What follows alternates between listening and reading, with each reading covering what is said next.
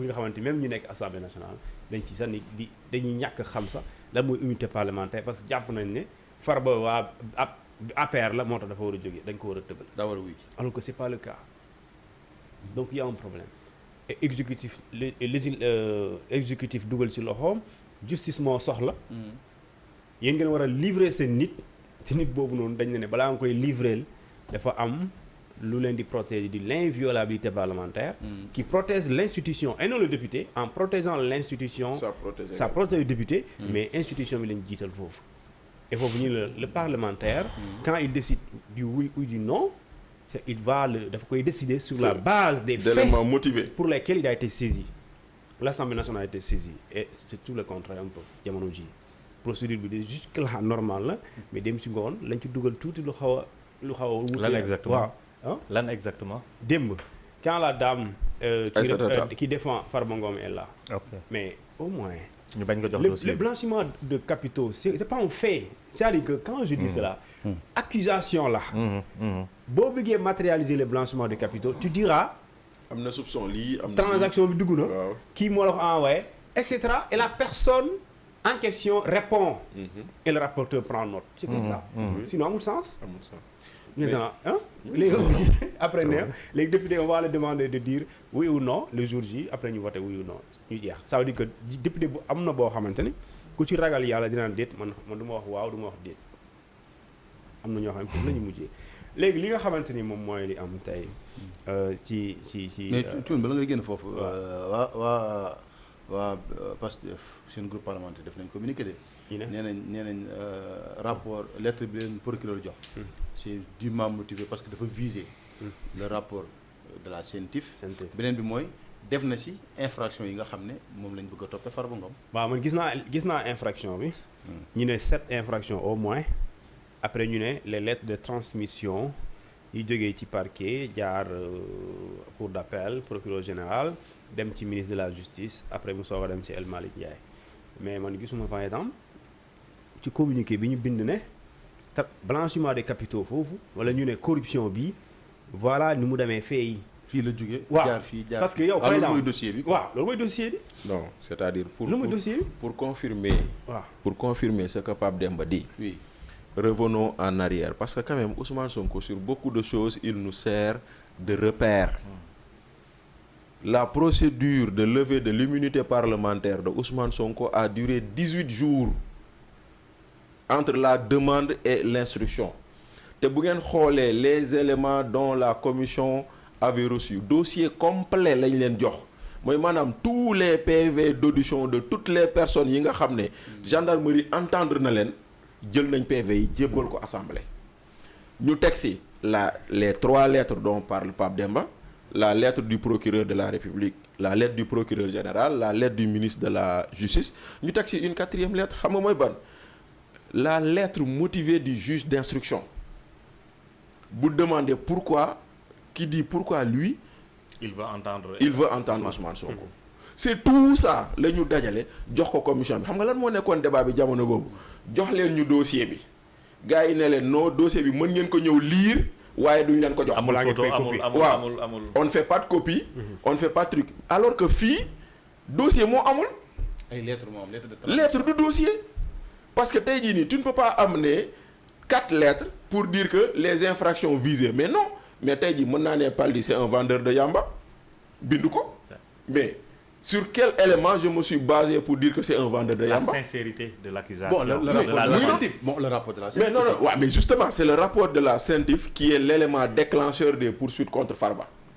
Mais ce rapport ne figure pas dans ce qu'on donne à l'Assemblée. Maintenant, on dit à l'Assemblée... Bon, mais il visé dans le rapport. Mais visé d'où mais le rapport, il est où, d'ailleurs? Mais le député n'a pas accès à ce rapport. Non, non, non.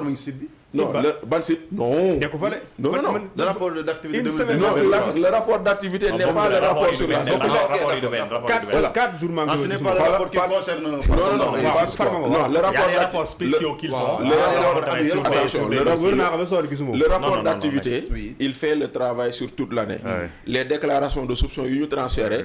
Quand ils les mettent dans le rapport d'activité, ils n'entrent pas dans les détails. Ils n'entrent pas dans les détails.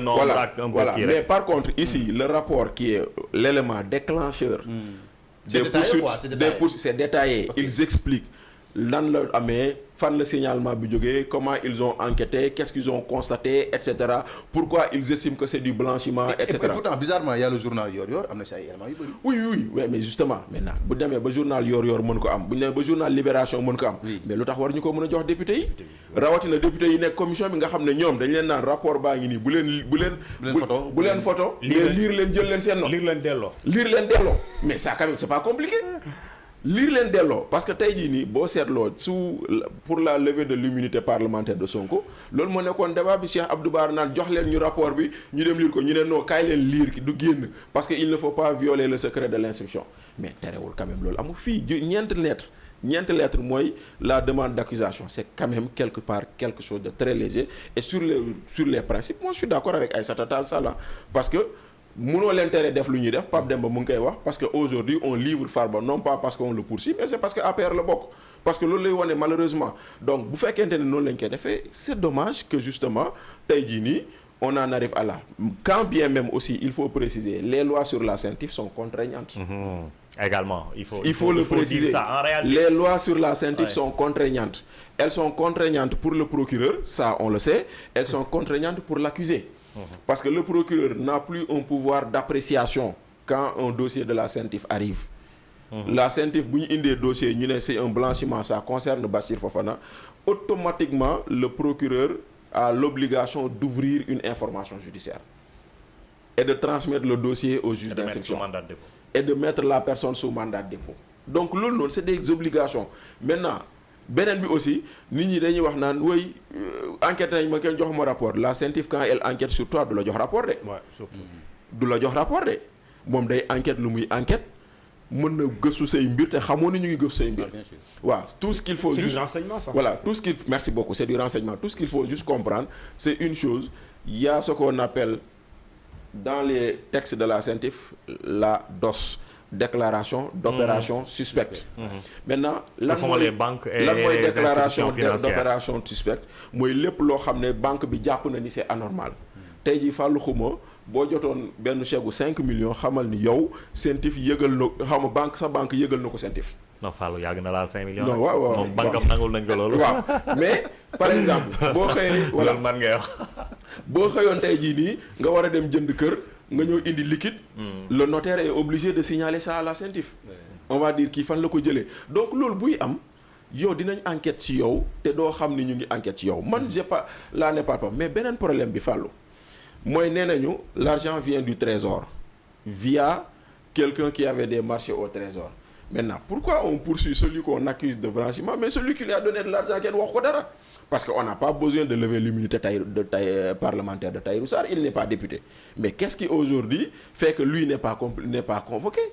Bon, peut-être est-ce qu'il n'a pas été convoqué? Mais nga yaakaar Tahirou Sarr boo ko convoqué woon mandat de dépôt da ciy topp. Parce que loolu loi bi moo ko wax. buñ ko convoqué woon du ko convoqué entendre de convoqué mandat de dépôt. Et pourtant il est là. Mais il y a un certain Diallo qui a été dans un ministère. Il y a 10 jours jàpp nañ ba tëj ko mais kenn xamu ko. waaw mais loolu noonu c'est pas lié au blanchiment. Et il est de Saint-Louis. mais Pape Demba loolu c'est pas lié au blanchiment man je te parle des dossiers de blanchiment Diallo boobu ngay tudd. dañ koy toppee corruption. du parquet financier a pris le soin de communiquer sur ce dossier. donc si jàppoon keneen da koy wax. mais ma ne Diallo bu muy tudd on a arrêté 162 waaw personnes. d'accord mais d'accord c'est-à-dire pas di. loolu c'est le travail du parquet. Diallo bu muy tudd. il est poursuivi parce que il était au niveau du ministère de l'énergie. Et que il s'entendait avec des fournisseurs pour ñooñu jox ko xaalis pour après mu jox leen ko en retour sur des marchés loolu lañ koy toppee. 200 millions. waaw apparemment il aurait reconnu les faits. Il voulait même un moratoire mais terewul on l'a mis sous mandat de dépôt kooku noonu c'est des faits réprimés par la loi ça n'a pas rien à voir avec disons les histoires de blanchiment les histoires de blanchiment nit day egg si ñu ne niip jàppal tëjal après ñu ne enquête leen kon nag fii nii nga yaakaar ne bu ñu jàppoon Tahirou Sarr nga xam ne moom mii nañ ne moom moo fay tey xam Farba Ngom Sénégal du ko yëg mais léegi nag comment on peut accuser quelqu'un qui a reçu et celui qui lui a donné il y a rien à lui dire c'est-à-dire que c'est des questionnements yoo xam ne ñun amuñu ci réponse et ça nous permet effectivement d'arriver à la conclusion que on veut tout faire on a tout fait mais ça ne peut pas enlever le caractère politique dans cette démarche et man je dis politique procureur moo ko ci dugal ndaxte procureur comme tu dis Paldi moom moo communiqué le procureur a été installé, le parquet financier, depuis le mois d'août, le mois de septembre. Ils ont commencé à travailler, ils ont reçu 91 dossiers, ils les ont traités, plus de 100 nangam personnes sont sous les verrous. Plus, ouais. Voilà, et puis ils ont saisi 2,5 milliards, donc ils n'ont pas recouvré, saisi, c'est différent. Parce que xaalis boobu noonu moomuñu ko. Bon, saisie et cautionnement la ñu wax. Voilà, saisie et cautionnement. Donc si toutefois les personnes sont blanchies dañ leen di delloo seen xaalis. kon xaalis boobu trésor moomu ko.